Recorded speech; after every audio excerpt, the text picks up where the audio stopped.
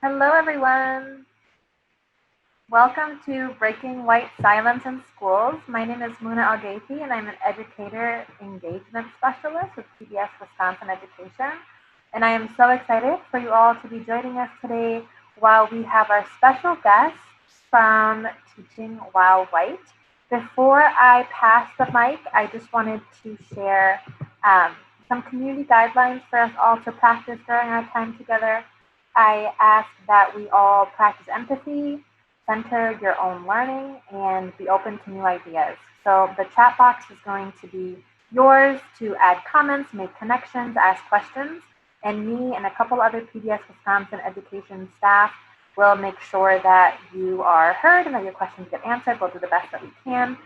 So if you would like to introduce yourselves in the chat, you are more than welcome to. And thank you so much for being here. I wanted to also note right before I pass it, that PBS Wisconsin believes that there's no place for racism in our society. We have a responsibility to use our voice and privilege to act.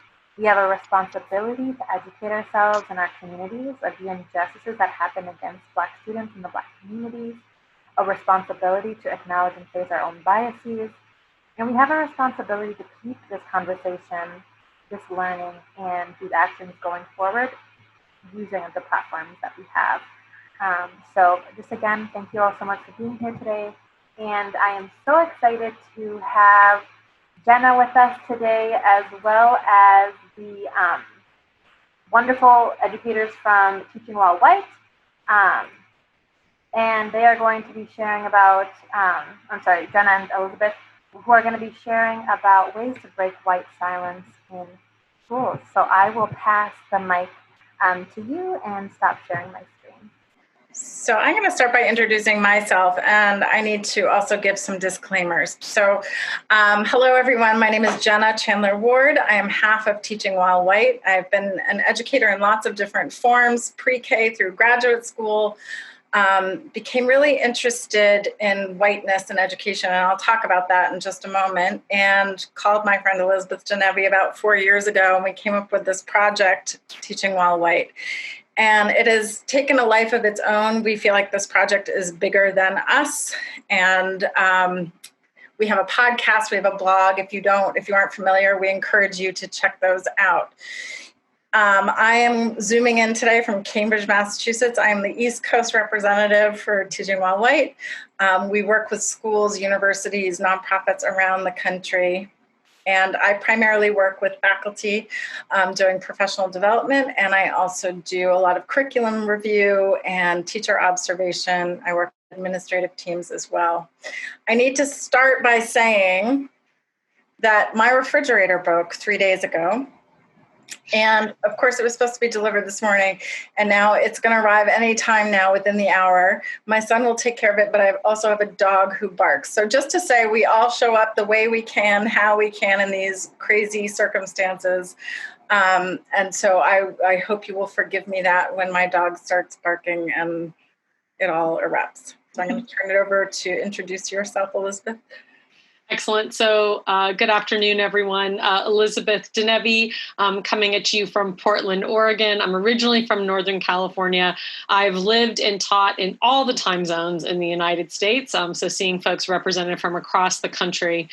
Spent the first half of my career as a classroom teacher, and then spent about 13 years as a school-based administrator, and now have the chance to do Teaching While White with Jenna. I also direct our parent nonprofit, which is called East Ed, and do work with schools around the country and other agencies as well, doing lots of work on challenging white supremacy and looking at anti-racism in our teaching practices, but also doing work on other issues of equity and diversity in schools.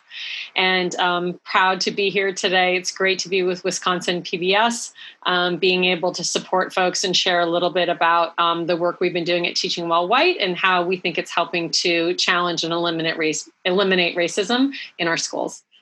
Thank you. So I just want to talk a little bit about our name, Teaching While White.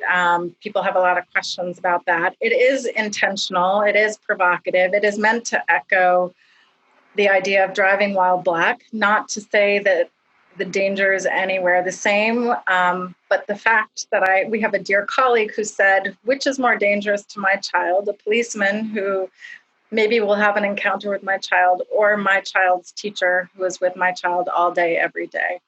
And so I really took that to heart and thought, when we talk about education and race, usually we are talking about and scrutinizing students, families, colleagues of color, and not naming whiteness, which is the system that created most, if not all, of our education at this point in this country.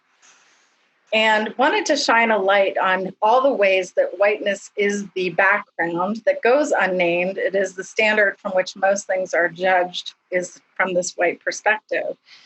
And I feel like now, I have always felt passionately about shining the light on whiteness, but I just want to call in this moment the fact that we have witnessed yet another Black man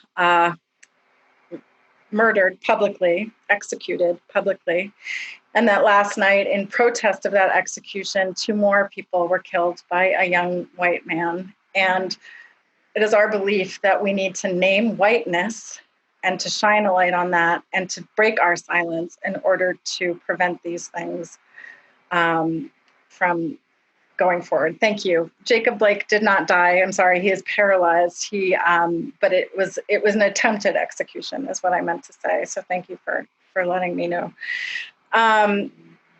So our hope today is to shine that light on whiteness, not to center whiteness, but so that we can even know that it is the backdrop. Too often, as I said, it goes unnamed and unmarked. So that is our purpose here today.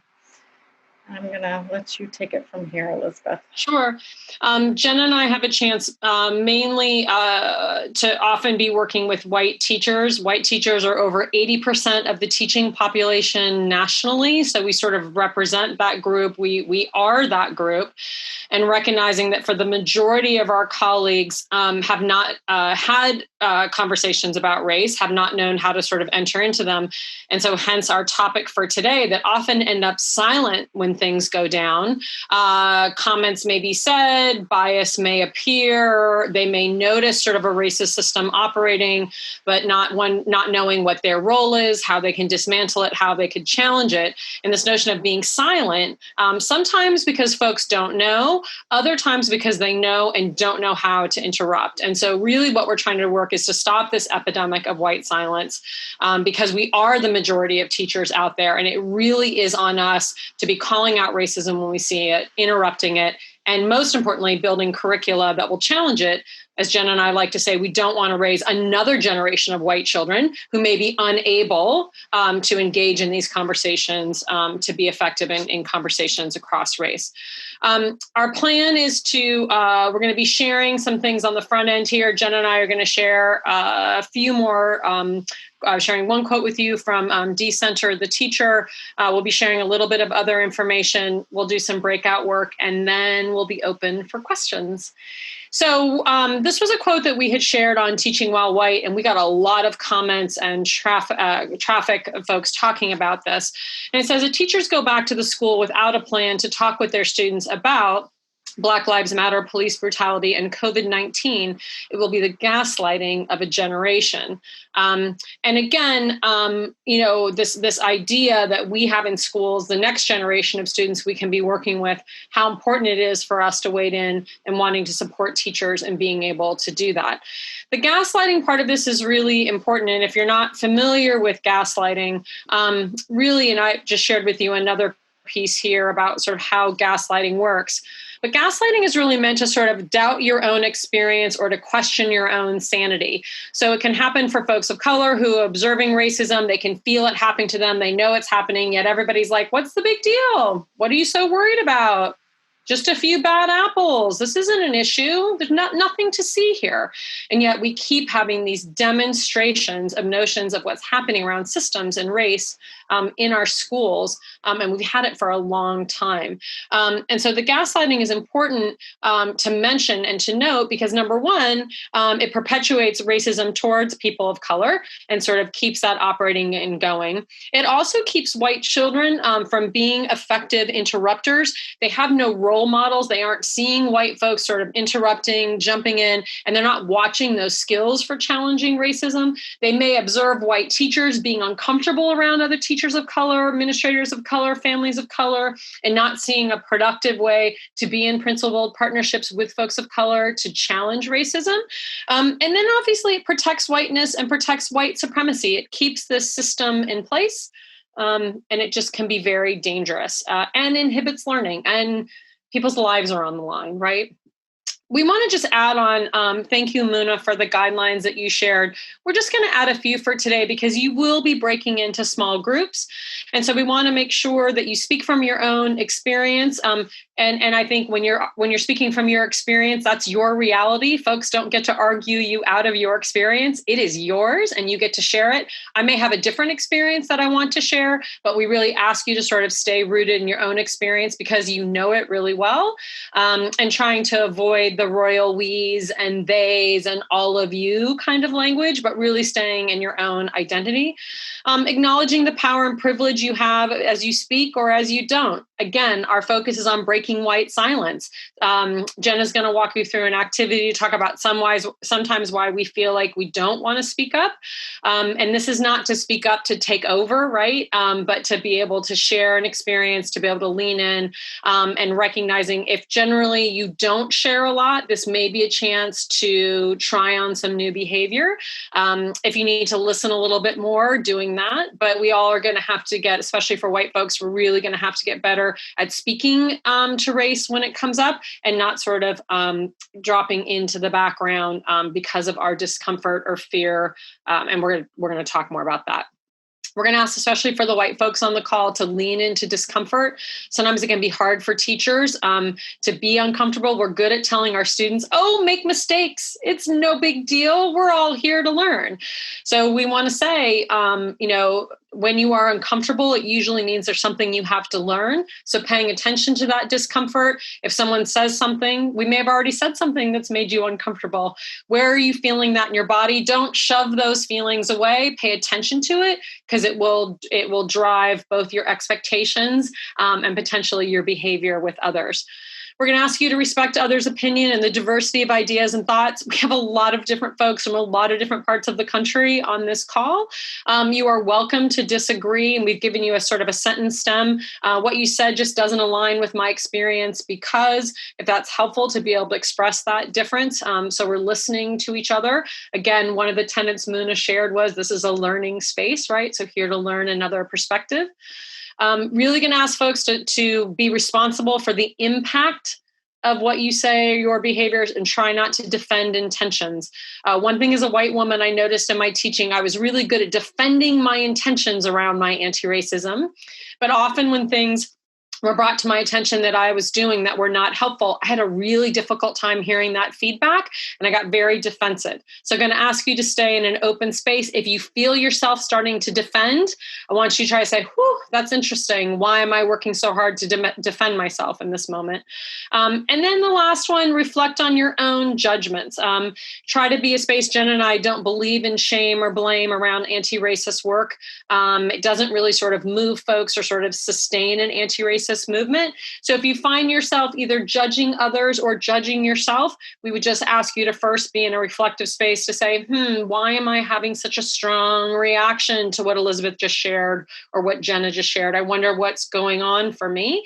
And you sort of figure out what's happening for you first before moving forward.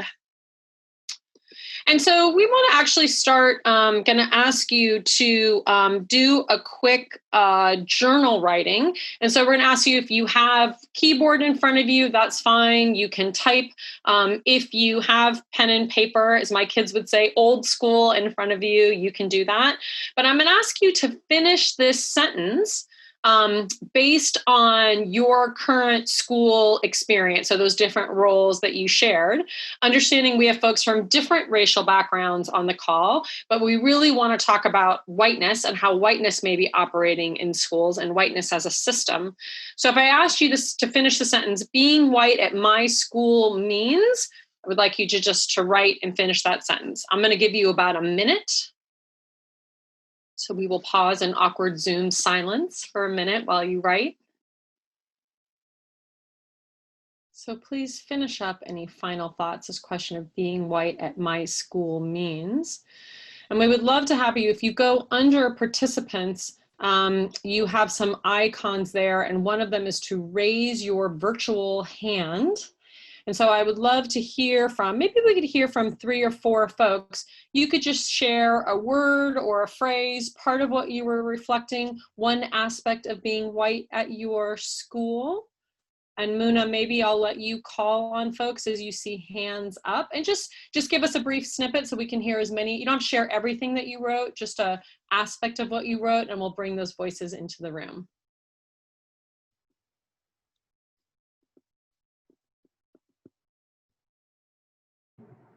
Someone by the name of 123 Sandy raised their hand. You can feel free to unmute yourself and share if you'd like. So I finished the sentence this way. Being white at my school means I'm part of the power base, unstated, unrecognized, and taken for granted. Thank you. We get another voice. Thank you.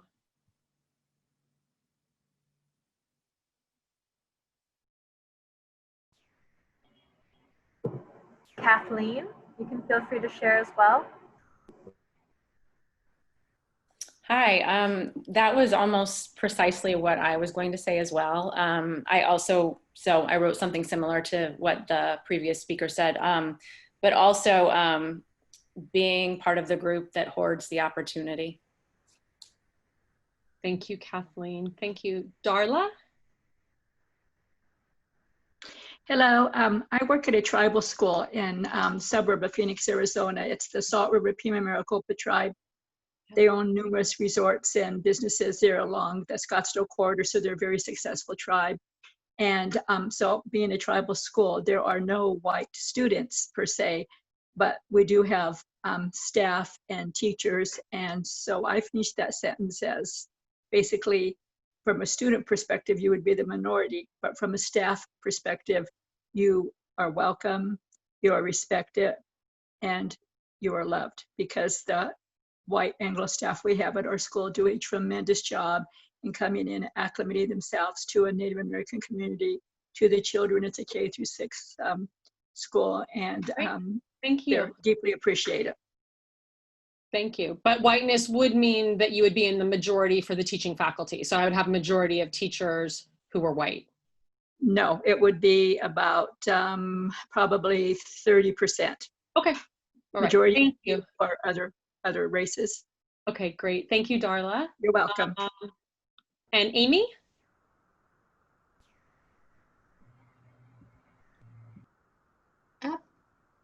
Mine is that being white at my school means one of not very many and living outside of my comfort zone. Great, thank you, Amy. And Tracy?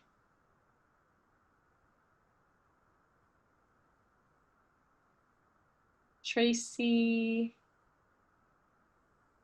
There, sorry, having a little technical difficulty with my mouse. Being white means a lot of, that I have a lot of privileges that I have to keep in check, but it also means that I might have to try a little harder to relate to students of color. Excellent. Thank you all. These are really helpful, and we recognize, again, we have folks coming from a variety of different contexts, but we like to sort of start in this place so that we can recognize, because oftentimes we notice when we talk about race in schools, it immediately goes to talking about people of color, and we're not often talking about whiteness. So that's part of our piece of wanting to render that, how that may show up in your school environment. So thank you. I did notice there were a couple of questions of folks asking if we can share some of our information. Generally, we don't share our slides. So Muna, we can talk with you about that if there's particular information we want to take off the slides. And we're happy to share. Somebody asked about the gaslighting post that I had, and that was available from Teaching While White. And it's also from, it was at Decenter the Teacher, I think originally on Twitter. So you can get it in either place. We are on both Facebook, at just Teaching While White at Facebook or at Instagram. And the post is there, or at Decenter the Teacher. And we thank you for sharing that. So thank you for those questions. Absolutely. So thank you. Excellent. So Jenna, I'm going to turn it back over to you. Yeah.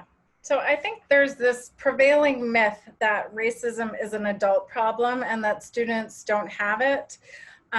But through our podcast, we have the opportunity to interview students across the country, and it's amazing and fascinating and terrifying all at once.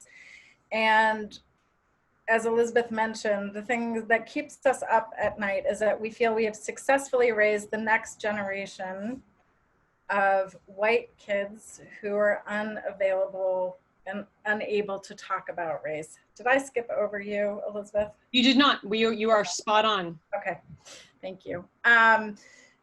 Raise the next generation of white kids who can't talk about race. And they are specifically looking for white role models and white teachers to show them the way. And so we want to share this clip of a student to remind us to center on students, but also to share some of what we hear when we speak to students across the country. And do want to say that Kate is a middle school student, so we picked someone recognized. We probably have K-12 folks, so picking a middle school student. And what's interesting is Jenna said, these students have volunteered, these white students have volunteered to come up, talk about whiteness, white supremacy, and how racism is operating in their schools. But I want you listening for Kate. So she's volunteered, she knows what she's signing up for, she knows that she wants to be recorded, but we'll even pay attention to how she's sort of leaning into the conversation. And Jenna, just give me a thumbs up to make sure you can hear okay. Are there moments when it's uncomfortable for you to identify as white? Absolutely. When, like an instance, I guess, would be,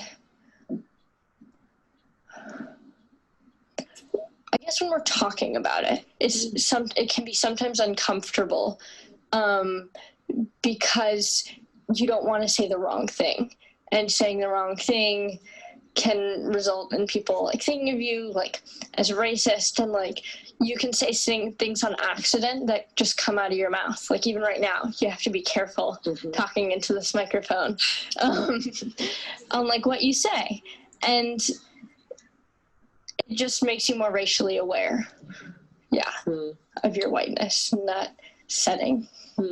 Other things you would want teachers to know about talking about race, or other things about race that you know to be true sort of from your perspective that you would want teachers to know? Well, I think that teachers at my school, especially the past 2 years, have been better about bringing it up and using it in like lessons, and doing like a lesson on race or a lesson on the N-word. And it's helpful to like be able to talk about it openly, because then you can go to your teachers and like say, oh, I heard the N-word, or this is my experience, and it's just more comfortable. So I guess I would recommend teachers to be more comfortable in talking about race. Yeah, I think that's important.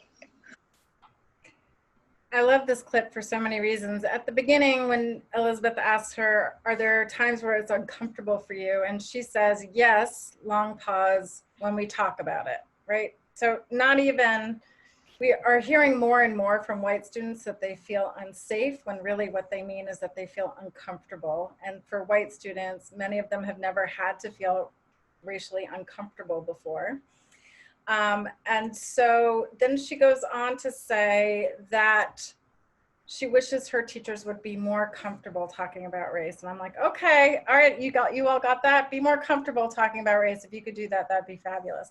But it's just such a good reminder that they are watching us. And in the absence of discussion, in the absence of learning vocabulary, in the absence of scaffolding, what is available to students who are not having encounters cross-racially very often is our stereotypes and media messages that they're being bombarded with all day long.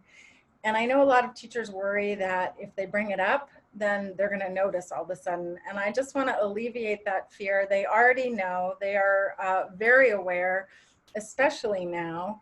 And so you bringing it up isn't gonna change their perspective. You're not breaking any code or even some of the anxiety about, well, maybe the parents don't want me to talk about race. To not talk about race is a political act in this, particularly now, but always.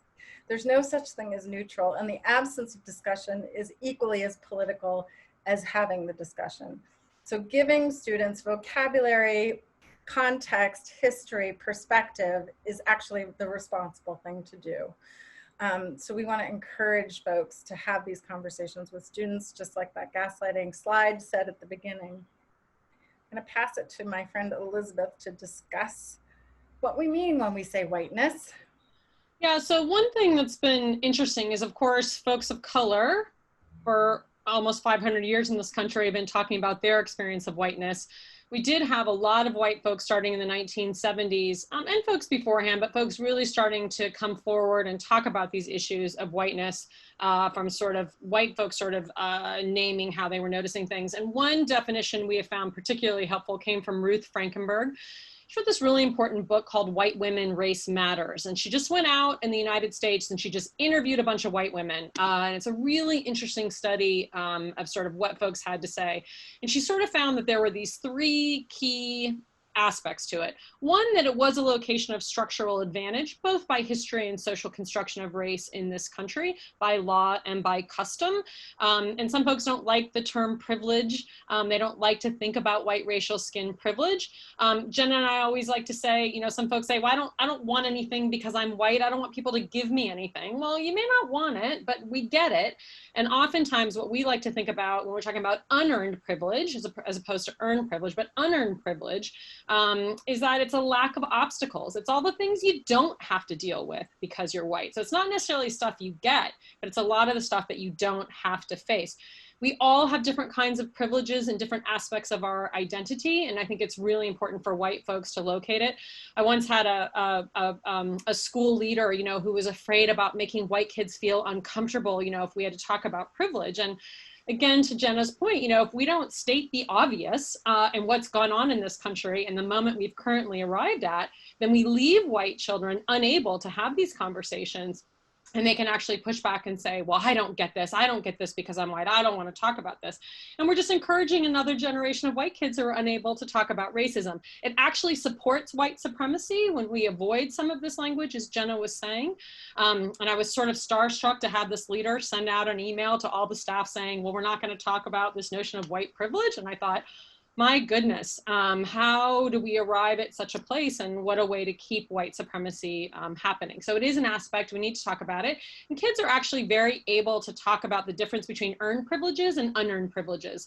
And I work mainly in a research study with 4th and 5th graders. They're all over this. We start with age, and then we can move into other aspects of identity.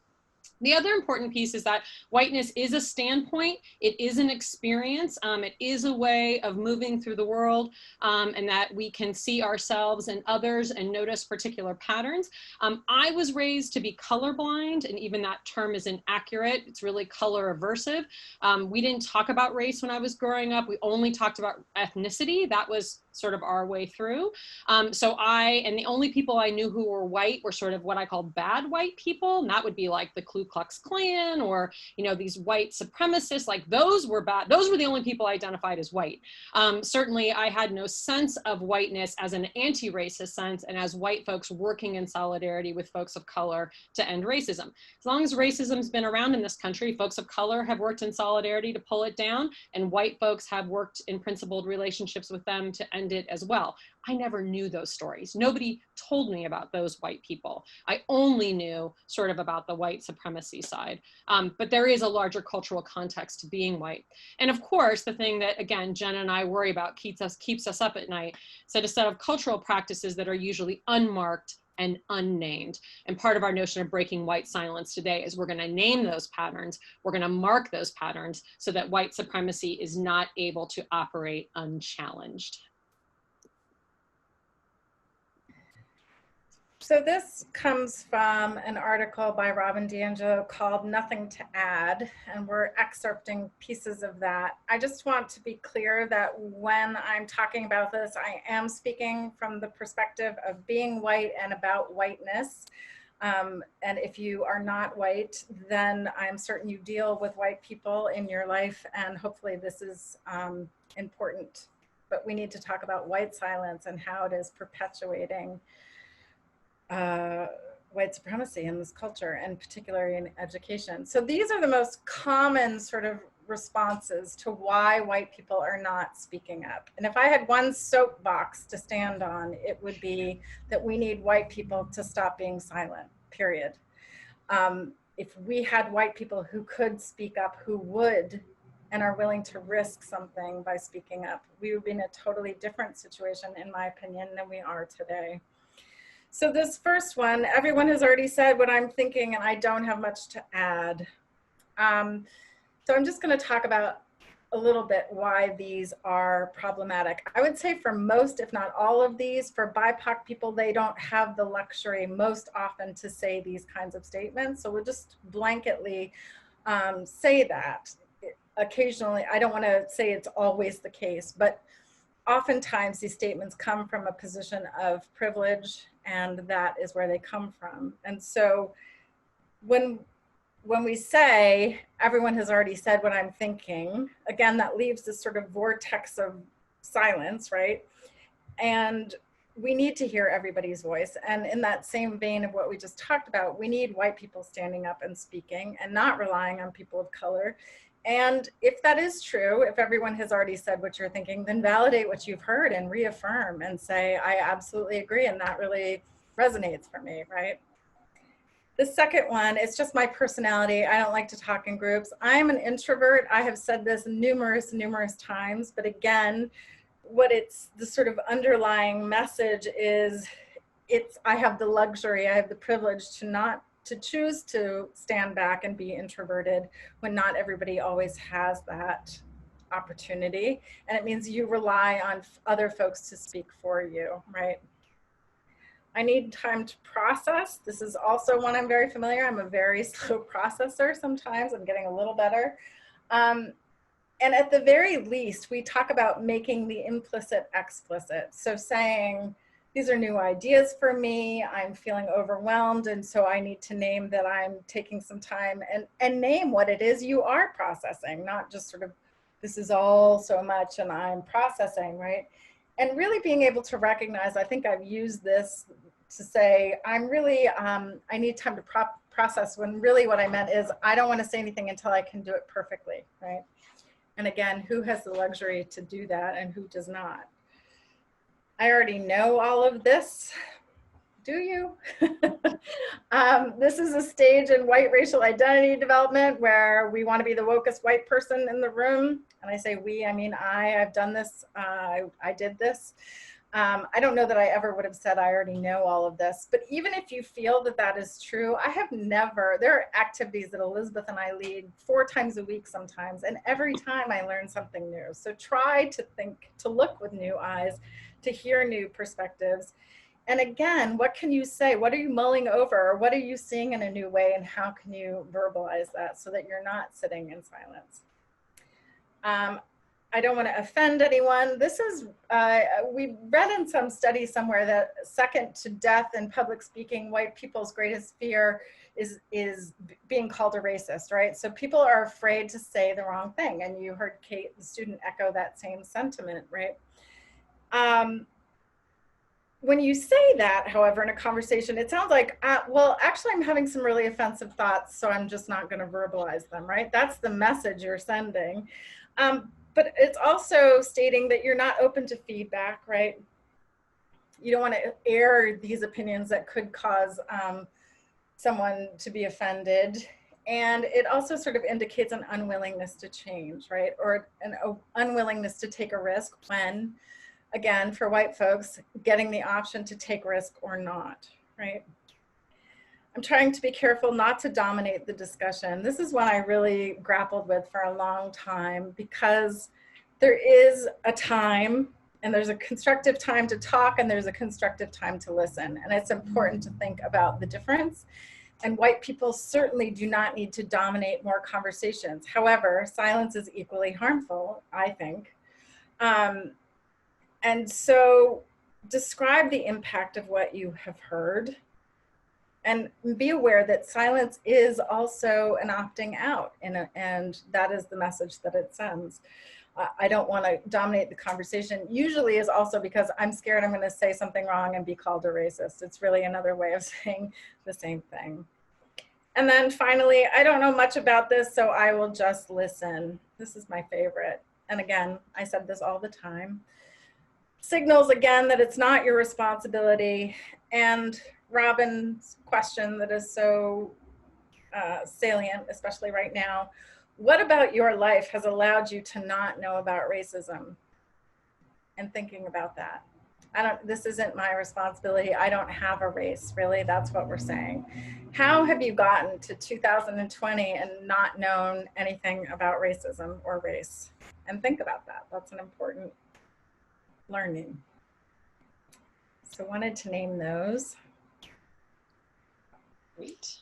So we're gonna, and I'm hoping and maybe sharing some of these things that both Jenna and I have said and listened to. We're gonna ask you for a minute to really think of a specific time when you witness someone white. So if you are white, I would love if you could think of your own example. I think that would be great. For our folks who identify as people of color, maybe thinking about a recent time where you saw someone who was white, who said something racially problematic, and you chose not to interrupt or address it.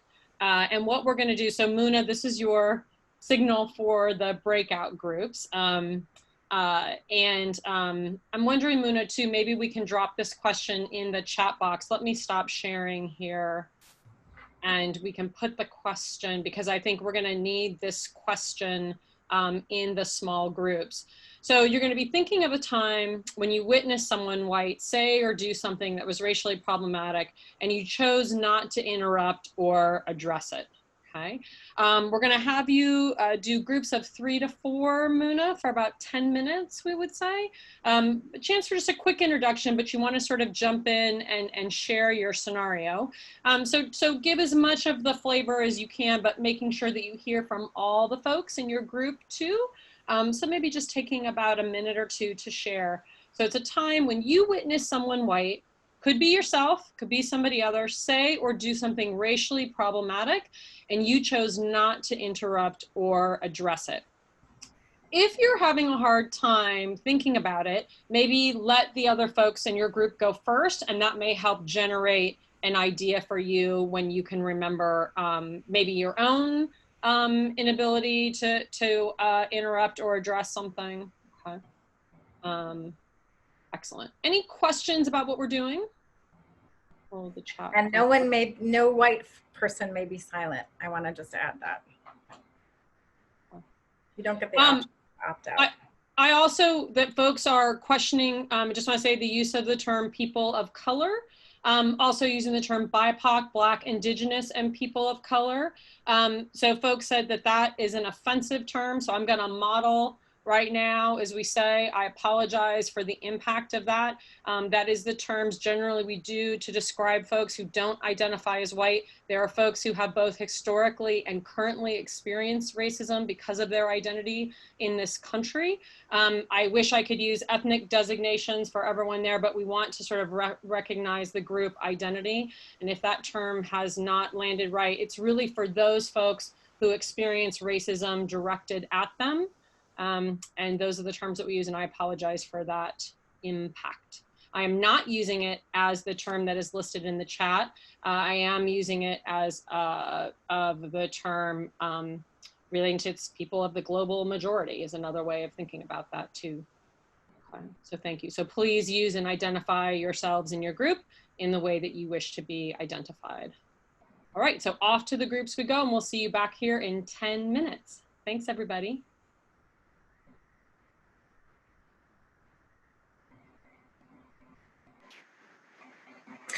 Okay, so thinking back to that situation that you just described in your group, I just want you to think for yourself, what was at stake for you if you had interrupted in that moment, okay?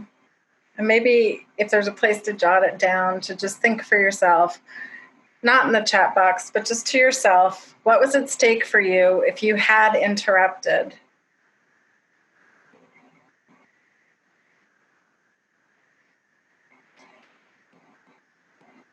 And now I want you to think, what is at stake when you don't? What is at stake if you didn't interrupt, right?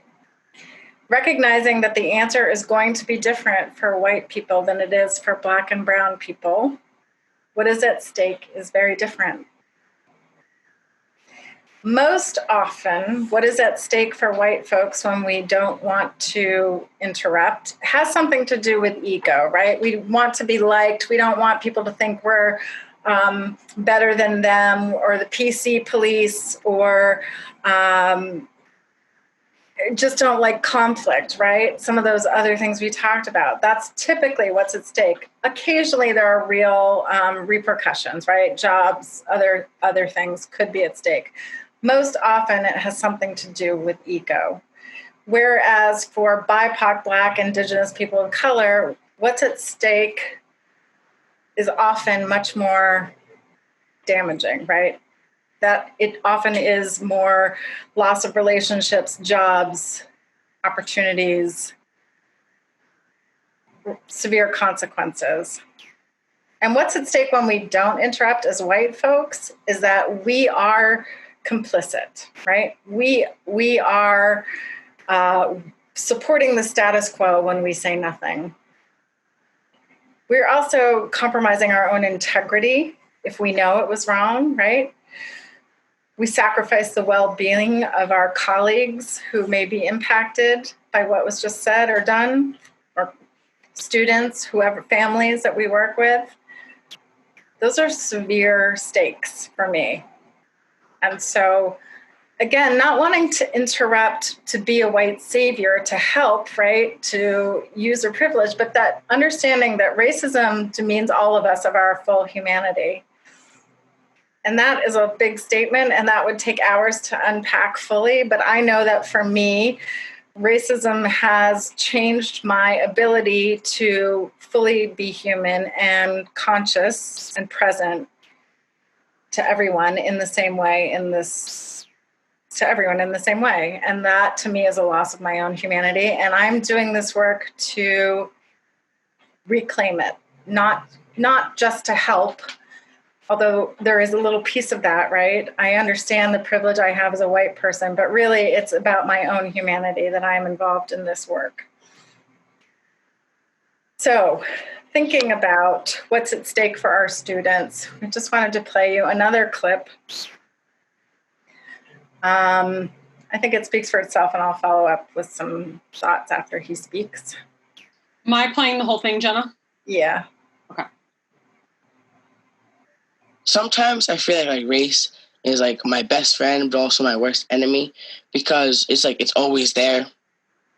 I'm always like constantly thinking about, like at like lunch, just hanging out with friends, or like in the classroom doing like math or something. Like if I like pick my head up and look around, I can see that like I'm the only African American kid in the room, and like that, like sometimes I can like drift off into like a deeper thing of like just like viewing it and feeling like, what if it was like different, and like how would I act if it was different, and like what would I say if I was different? Because like I watch myself when I'm around people that like I like watch what I say, because I don't want to make anyone else feel uncomfortable, even though I'm already uncomfortable. It is exhausting. From my experience, like with like all English class, like the main class, like when you're reading like a book, is like, for me, like I read To Kill a Mockingbird, I think 2 years ago, and I've read like some other books like involving race in it, and like for me, like those discussions can sometimes be the hardest, because like you're reading about it, and you like, it's like you're reading about something that like happened so long ago, but then like you see it today in like sometimes in like the news and things. Also 2 years ago when I was in 8th grade, we studied the Civil War, which like was really hard, and like that like time of like segregation and such. And like for that's like maybe the hardest discussion, if not the hardest discussion to talk about. As like a white teacher talking about that, you kind of have to be, like I said, aware, because what you're talking about is like a very dark but serious point of time in U.S. history. And for a kid that maybe had like parents, like grandparents that had to like go through that, it can be like really stressful, because you're thinking of how like they were hurt or how they were affected, and it can get them also curious, like, could maybe something like this happen to me, or could this start again, which is like the hardest thing. So like I guess what you should like could help is like check in with the kid, not only before to like just like bring him to like what's gonna happen, but also to check after the conversation to see like how he's feeling, and like how do you think the conversation went, and like if you have like feedback for it, just to like reassure him that he's in like a safe place, and that this wasn't like a conversation just to target him. So many things in that quotation or in that sound clip. He starts by describing double consciousness, right? He says, I'm already uncomfortable and I'm trying to make sure nobody else is uncomfortable. And my least favorite phrase in education is achievement gap. And I think about the racial stress that we hear from Frederick, but also when we talk to Kate about the racial stress she feels just talking about race. And that makes these students unavailable for learning if they're having racial stress. They're in their amygdala, right? So they can tune out for up to 20 minutes. So that is a lot of direct instruction. And I think about, and he says, I don't know if you could hear it, but he says, it's exhausting. And he says, in the middle of math class, I'm thinking, what if it were different, right? He also talks about how it's not theoretical, that white teachers often approach this topic as though it's some theoretical in the past when perhaps other folks in his family have had this experience. And when we talk about what's going on today, he's wondering if it could be him, right? And so ultimately he ends up saying, just be thoughtful, be careful. And I just think about the clip both with Kate and with Frederick, how students are really looking to teachers to handle this. And yet, for most of us, we had white teachers in particular. There's now sometimes in some teacher prep programs, you're required to take maybe one class. Sometimes it's not a requirement at all. Sometimes they don't offer them at all. And yet, we are working in racially charged environments. Even if everyone in your school is of the same race, it is still, there's so much going on in the world that if we aren't talking about it and bringing that into the classroom, that again is a political act. So wanted to offer some sentence starters.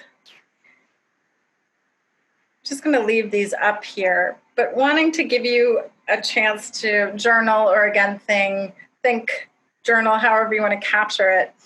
If you could go back to that situation you were describing in your small groups where you chose not to interrupt, what could you have said or done differently, if anything? Maybe nothing. Maybe the answer is nothing. But if you could, what would you say or do differently? And I just want to give you a couple moments to consider that. And here are some sentence starters to help.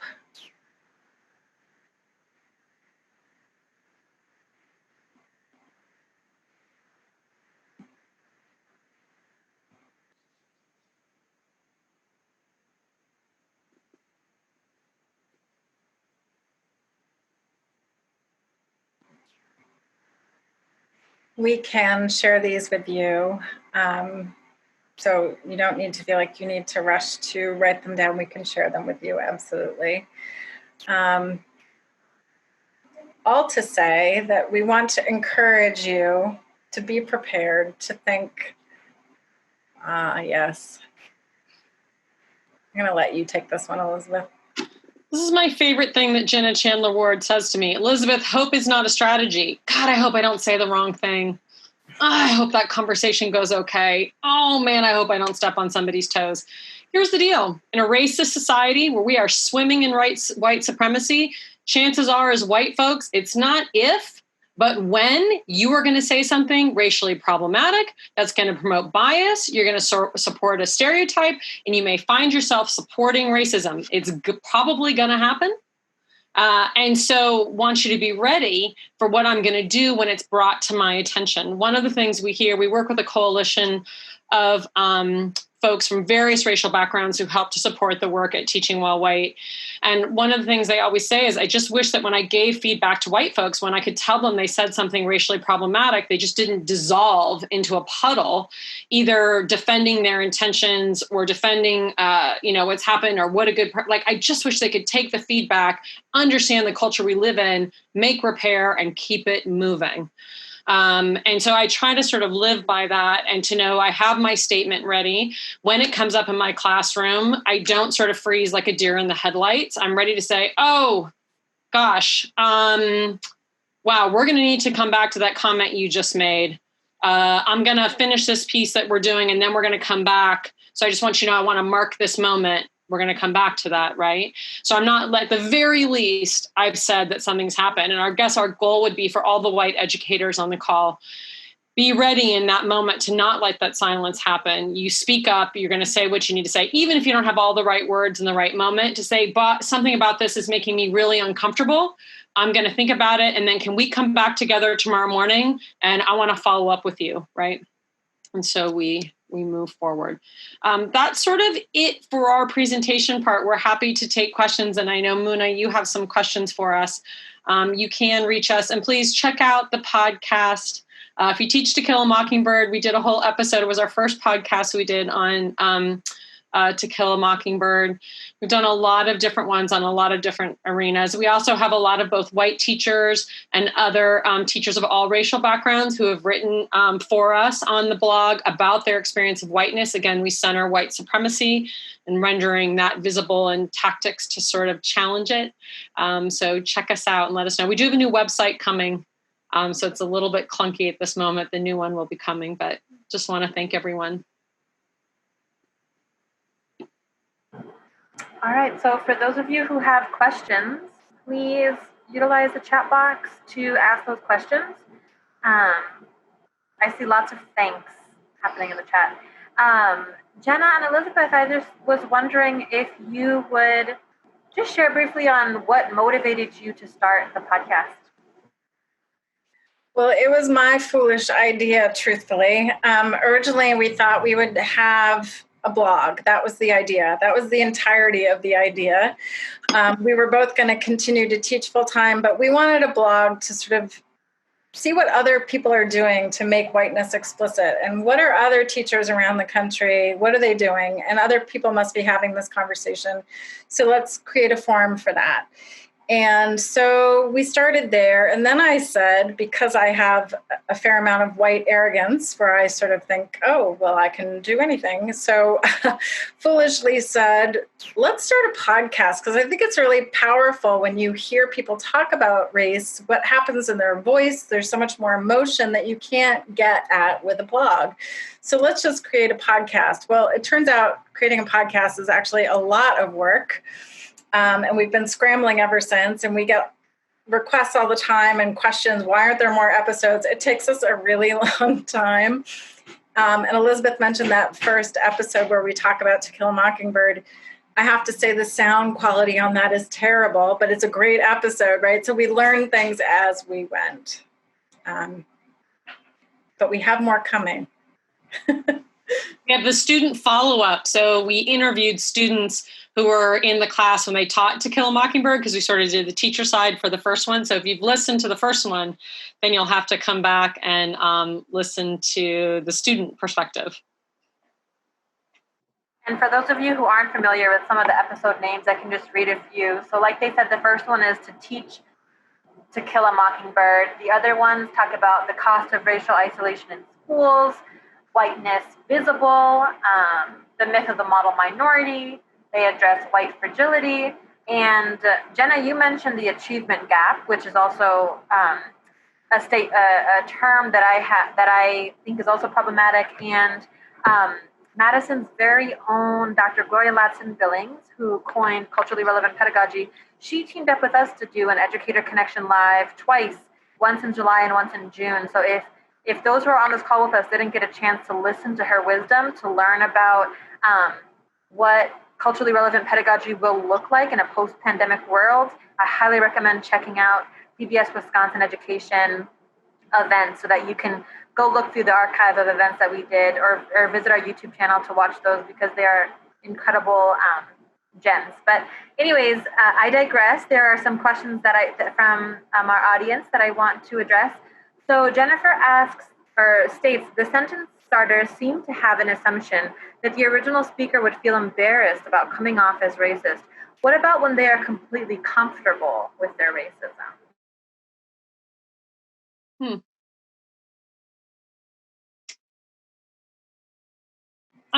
I'm trying to think about that assumption at the beginning that folks are not wanting to come off as racist. So that's a great question. I need to think more about that. Go ahead, Jenna. Well, I think what's embedded in some of those is some curiosity. I want to know how you came to that understanding, or why you think that way. It needs to be genuine curiosity. I always joke that for years I'd be like, I'm really curious to know, why would you think such a thing, right? Which is definitely not curious at all, and definitely got my point across of shaming and blaming as quickly as possible. But I think the asking of questions, there are some in there that I believe are sort of working towards that end. But you're right. I do think there maybe is an assumption that folks aren't trying to be racist. I think the point that if somebody does say something that is very racist and they're very comfortable in saying it, I think the role of white silence, what we're talking about today, is that if white folks don't interrupt, whether they're comfortable saying it or not, you may be leaving it for folks of color to have to sit in the harm or to clean up the situation. So I would say whether someone's like meaning what they're saying or they're not sure of what they're saying, I think in either way, there is white accountability and responsibility that we have to come back and say, gosh, that seems to be you seem very comfortable with that view. That seems to be part of your experience. Are you interested in hearing another perspective, right? You can't sort of convince folks in a certain way. I think the idea is sort of engagement to bring folks in. I've found that sort of running up on folks and just sort of blaming or shaming is not helpful. I think if it's racism and it's just straight out, I think we have to name the racism. So if it is something that just strikes you as such like, oh my goodness, I'm sort of taken aback. That really feels like a racist statement that you just made, and it's really landed on me in a particular way, and here's the impact I think it will have. What we try to do is get away from, especially with children, because this is Teaching While White, and we're here for PBS Wisconsin, so I feel like we're really focusing on this world of education. Majority of, 99% of the time, the folks that I'm working with haven't meant to say something. They've just shared their beliefs, and it's been harmful. But I think the main thing is we're trying to engage other white folks to stay in it, to try to further their learning, hopefully make a breakthrough to try to stop the harm from happening to folks of color. And again, to keep folks of color from having to clean up the mess. So I think probably different strategies. Again, we try not to essentialize. I try not to call someone racist. I mean, there are dyed-in-the-wool, serious Ku Klux Klan racists, right? Those folks who are living their lives, and that's how they want to go. The majority of folks that I deal with in schools may have racist beliefs, they may have racist behaviors, and they may use racist language. And so we try to attach it to what's happening, especially when I'm working with children, to say, gosh, that's a racial stereotype you just shared. Let's talk more about that, where that came from. You may not know that was a stereotype. Let's talk about it, as opposed to wagging my finger at 11-year-old and saying, oh, you're racist for saying that. I'd rather help them understand the system of racism, how what they did contributed to that system, and help them think of their way out of it, rather than essentializing them as racist, especially when I think you're here because you're working with children, right? Thank you. Yeah. Another one shared, I would love to have access to the ground rules for the presentation. So we will come up with a way to make sure that everybody gets those. They shared those are so helpful in thinking how to create a safe space in the classroom. I kind of want to draw on that, and I'm wondering, do you believe in safe spaces in the classroom? Do you want to take this, Jenna? Do we believe in safe places in the classroom? To talk about race specifically? No. I don't think I do. I think we do the best we can to mitigate harm. And we have to try very hard, right? And particularly with students. But I think it's impossible to anticipate every possible outcome, but we do want to think it through. And if you have never done it before, definitely collaborating with other teachers who have is a useful thing. But typically we talk about brave spaces, vulnerable spaces, again, the safety and comfort. And I think talking about feeling uncomfortable and distinguishing between what's unsafe and what's uncomfortable. But I do know that harm happens at the hands of teachers, not typically with intention. But we try to do our best to keep that as minimal as possible. I don't know, Elizabeth, would you add to that? Well, just that, yeah, I used to say, that my classroom is a safe space. And I said, I'm not the one to decide if my classroom is safe or not, right? That's on the folks who are part of my classroom. And I have blind spots as a white person. I can't tell a person of color they're going to be safe in my class. I can do my best and I can work towards it. I can put as much in place as I can, but I think it can be really arrogant. And I also don't like to lie to kids. So I don't like to make promises that I can't uphold. So I try to say, this is a safer space. We are working on it. I'm going to put some things in place that I think are going to help us. We're going to do deep identity and difference work before we ever talk about oppression, so that children are rooted in their own identity. I will follow the goals for anti-bias education, and I will do those pieces to the best of my ability. And I call it my bump in the road conversation that I always have. At some point this year, we are going to hurt one another. We might step on each other's toes, literally or figuratively. What do you want to do when we hit that bump in the road? What is it going to mean for us as a class to do the repair? Anticipate, know that it's going to happen, and talk with children first. How do we want to handle it? Those of you on faculty members need to talk about this too. How are we as faculty members, now that we have rising expectations that we need to address racism in a more systemic and thoughtful way? What's it going to mean for us? How are we going to call each other in, talk about these conversations? If I say something racially problematic, is it okay for Muna to look and say, hey, Elizabeth, I'm not comfortable with that thing you just said? And are we raising professional expectations that if we're working on a faculty, we're going to hold each other accountable? But we don't often talk about what that's going to look like. So we get into the situation, everybody panics. We go to defend, I'm racist. No, I'm not. Yes, you are. No, I'm not. And then we never resolve anything and everybody throws up their hands and walks away. And then we come back the next day and we pretend like nothing's happened. And I think that's the cycle that the white silence will keep in place if we're not willing to sort of move in more directly. I just want to quickly add, I just did an interview with a Black woman educator, Kelly Wickham-Hurst, who started an organization called Being Black at School. And she uses this sentence that really, I think is so important. She says, do you believe your white femininity makes you a safe person for all students? And I think I did for a very long time. And I think white women in particular are raised to believe that we are good people, we are goodness, we are good, right? And that somehow by being a white woman, we are safe for all students. But I think it's also important when we think about what is safe for our students, is my very presence for some students based on their experiences in the world, is my identity right from the get-go unsafe? And so if it is, how am I going to have distinguishing behaviors to show that I am different maybe from the experiences you have had with other white women? So not starting from the assumption of everyone thinks I'm safe, I think is an important one. Yeah. One person was wondering about how to address how capitalism and racism are enmeshed. Yeah, so our conversation today was about white silence. So we were focusing particularly on race.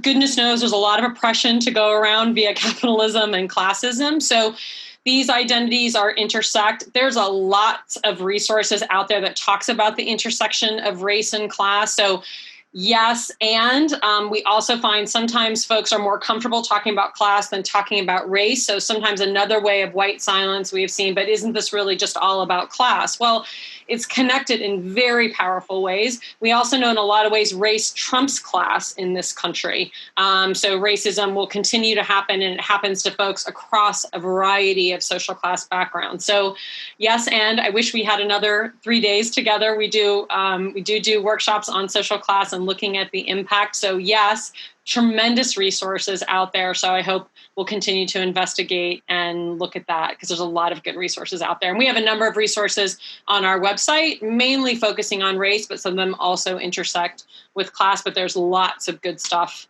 out there. But I also think for those of you who can describe systemic racism and talk about following the money, looking at redlining policies, looking at how neighborhoods, how schools became, why they became segregated, that is a way at addressing capitalism and the motivation for those systems without possibly, if you feel unable to name it as such, but still following the money in all of those systems, I think help students have that awareness. Yeah. How do we respond to people who accuse whites of taking over and or profiting from the Black Lives Matter movement and anti-racism work? For example, Robin DiAngelo has been accused of profiting from anti-racist work.